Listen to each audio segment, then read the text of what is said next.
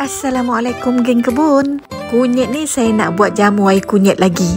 Kali ni resepi dari seorang bidan yang selalu menguruskan ibu-ibu selepas bersalin.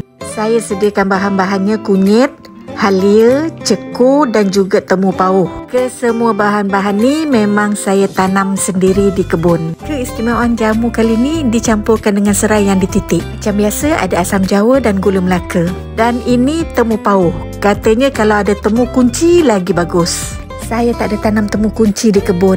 Macam biasa saya akan didihkan air dan masukkan kunyit rendam 10 minit. Untuk elak blender dan periuk jadi kuning. Masukkan serai yang telah dititik tadi. Oleh kerana ada daun cekur dan daun kunyit, saya masukkan juga. Dan akhir sekali saya masukkan garam.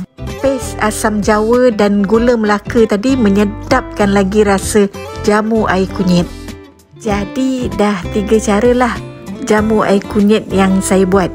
Jamu air kunyit ni jangan diambil setiap hari. Sebaiknya diambil mengikut kesesuaian badan. Kalau betul cara pengambilannya, insya-Allah ia menyihatkan dalaman dan luaran badan kita. Alhamdulillah.